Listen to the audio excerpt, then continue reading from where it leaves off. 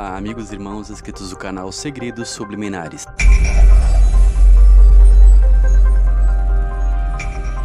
Neste vídeo eu vou trazer um assunto que pode nos ensinar muito sobre as técnicas de poder mental usadas nos templos. Já falamos aqui da neurolinguística e da hipnose, mas agora eu quero trazer um assunto que diz respeito à fermentação. O Messias alertou para que tomássemos cuidado com o fermento dos fariseus.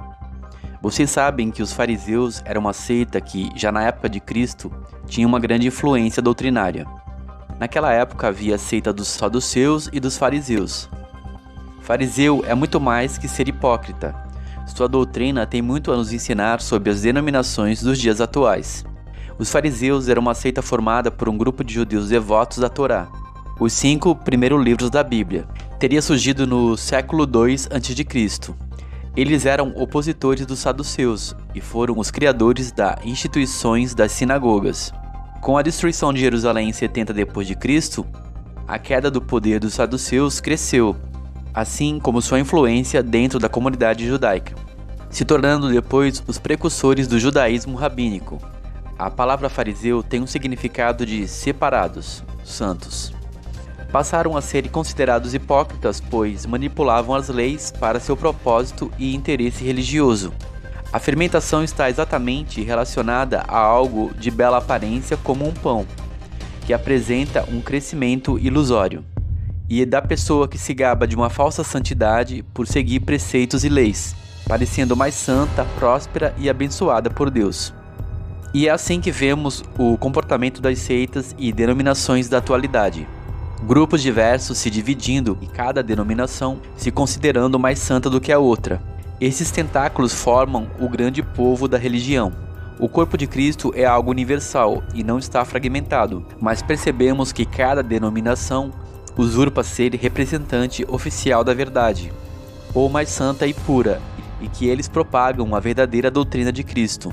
A aparência de santidade vem geralmente do farisaísmo, onde eles manipulam leis e apresentam regras cada vez mais rígidas para parecer mais santa do que as outras. E essas leis se apresentam na forma de doutrinas que podem ser das mais diversas, todas inspiradas no Pentateuco. Elas vão criar falsas doutrinas de santidade e pureza, e que já foram derrubadas por Cristo na sua doutrina.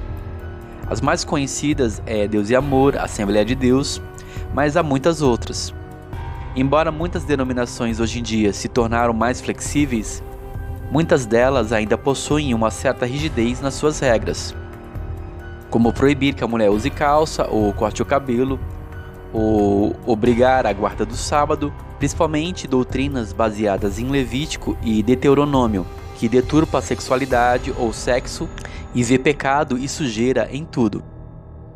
Alguns dirão que proibir isso ou aquilo é a prova que a denominação é correta e que segue a Bíblia, mas isso não é o que a Bíblia diz. Veja: se, pois, estáis mortos com Cristo quanto aos rudimentos do mundo, por que vos carregam ainda com ordenanças como se vivesses no mundo, tais como: não toques, não proves, não manuseies, as quais coisas todas perecem pelo uso, segundo os preceitos e doutrinas dos homens, as quais têm, na verdade, alguma aparência de sabedoria e devoção voluntária, humilde e indisciplina do corpo, mas não tem valor algum senão para a satisfação da carne.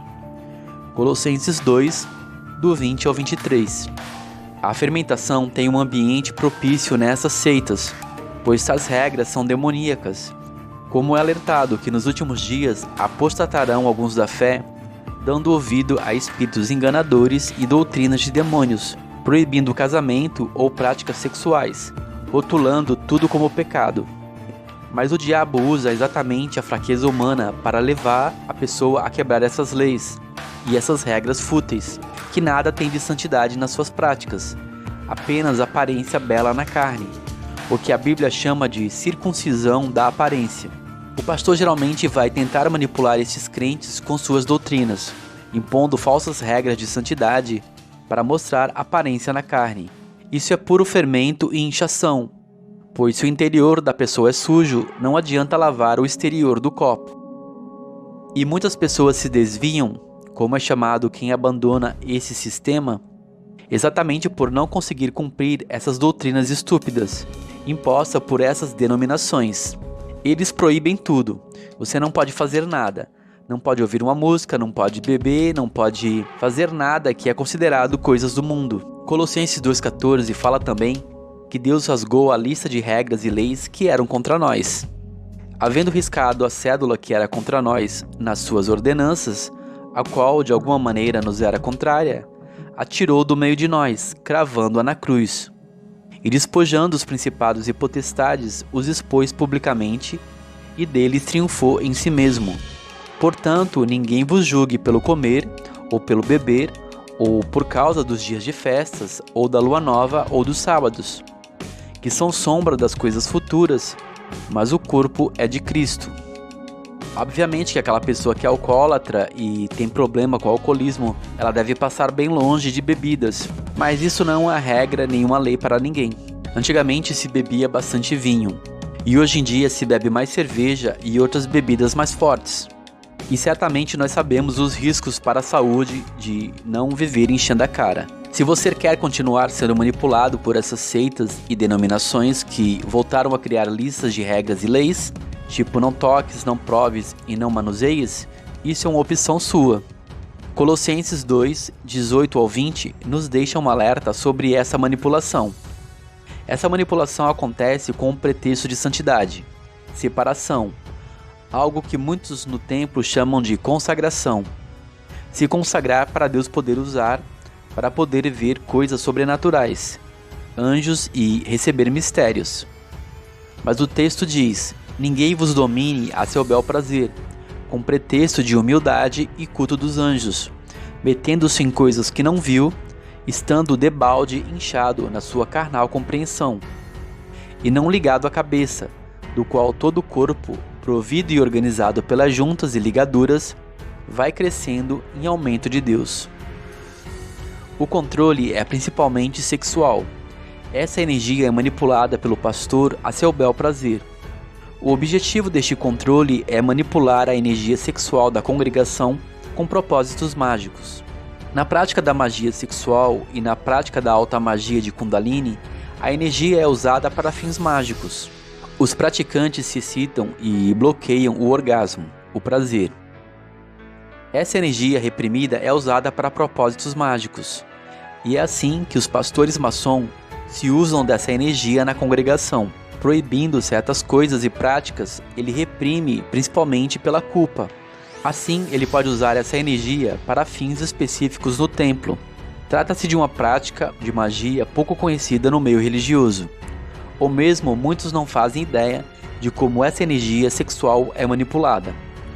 Este assunto é relatado no livro Matrimônio Perfeito de Samael Aun Weor. Samael explica como se usa o fogo pentecostal, que na sua definição é o fogo das serpentes. Por isso que Colossenses 2, do 8 ao 11 alerta: tendes cuidado para que ninguém vos faça presa sua por meio de filosofias e de vãs sutilezas, segundo a tradição dos homens, segundo os rudimentos do mundo e não segundo Cristo, porque nele habita corporalmente toda a plenitude da divindade. E estáis perfeitos nele, que é a cabeça de todo o principado e potestade, no qual também estáis circuncidados, com a circuncisão não feita por mão, no despojo do corpo dos pecados da carne, mas pela circuncisão de Cristo. Portanto, a energia da congregação é manipulada pelo pastor através de práticas de bruxaria. O fogo pentecostal é na verdade um fogo estranho, vem de pentagrama de fogo. Assim ele cria também egrégoras através de ações e pensamentos coletivos. O pensamento coletivo é na verdade uma lei do mundo espiritual. Cria-se energias mentais através do coletivo. O diabo, sabendo isso, usa a mentalização coletiva para os seus propósitos também, como a irmã Cláudia nos disse no seu relato, que um pastor de uma igreja pentecostal era maçom. Portanto, eles conhecem muito bem sobre essas práticas de ocultismo e sabem como usar elas na congregação. Assim, eles criam uma egrégora através de ações e pensamentos coletivos.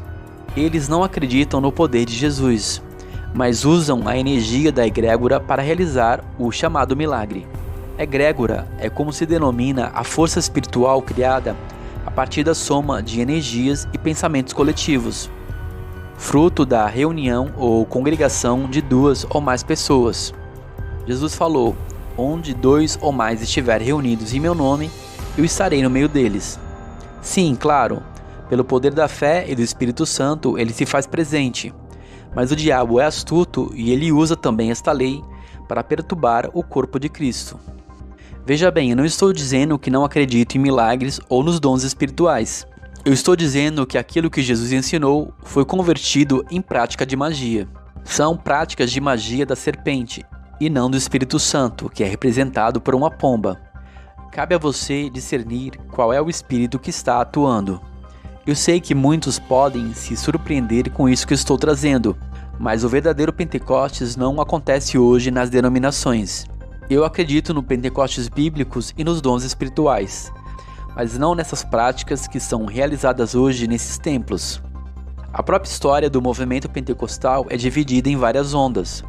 O neopentecostalismo é uma mistura. A palavra neo vem do grego e quer dizer novo, atualizado. O neopentecostalismo é considerado um novo Pentecostes, e não o Pentecostes bíblico. Percebam que eles fazem coisas absurdas, derrubam pessoas, hipnotizam, levam as pessoas ao histerismo e rotulam isso como Pentecostes. Mas isso nada tem a ver com os verdadeiros sinais que nós encontramos na Bíblia, principalmente em Atos dos Apóstolos. Um grande shalom a todos, um forte abraço e até mais. Deixe seus comentários e as suas considerações sobre este assunto. Shalom.